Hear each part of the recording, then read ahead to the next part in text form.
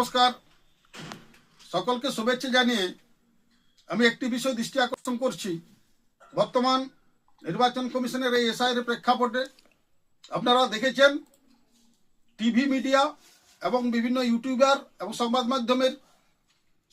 মাধ্যমে যে সীমান্তবর্তী জায়গাগুলোতে বাংলাদেশি নাগরিক তাদের জমায়েত এবং তারা এখান থেকে বাংলাদেশ যাবার জন্য চেষ্টা করছেন, বাংলাদেশ যাচ্ছেন।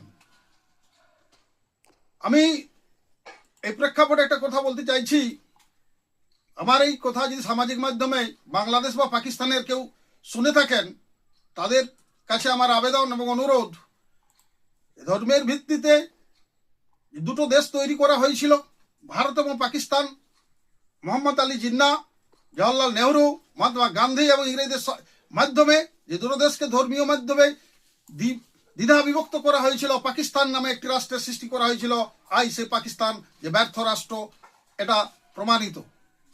তাই বাংলাদেশ পাকিস্তানের যারা আমার এই ভিডিও দেখছেন, আপনারা আপনাদের সরকারের কাছে দাবি তুলুন যে অখণ্ড ভারতের সাথে আপনাদের সরকারকে আসার জন্য আবেদন জানান।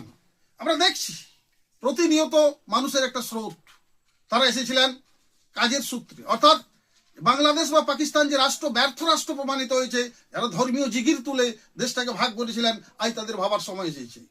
এই পশ্চিমবাংলায় এদেশে সেই সমস্ত রাজনৈতিক দল এর প্রতি আমার দৃষ্টি আকর্ষণ করছি, যারা এই দেশটা ভাগের সময় সেদিন সহযোগিতা করেছিলেন।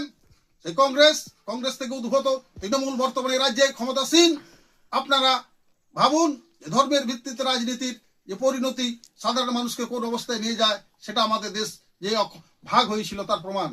আজ আমরা শুধু বলতে চাই যে ভারতের জন্য, ভারতীয়দের জন্য, এটা ধর্মের ভিত্তিতে যারা ভাগ নিয়েছে, আজ তাদের থেকে একটা স্রোত কাজের শূন্য যখন এখানে বিনা পারমিশনে আসছেন, এটা অবৈধ।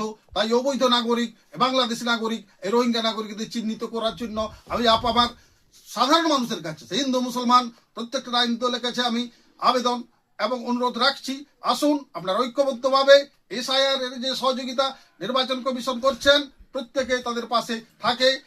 আমরা উপযুক্ত বিদেশিদেরকে চিহ্নিত করে ভোটার লিস্ট থেকে তাদের নাম যাতে বাদ যায়, সেই জন্য আসুন সচেষ্ট হই। নমস্কার।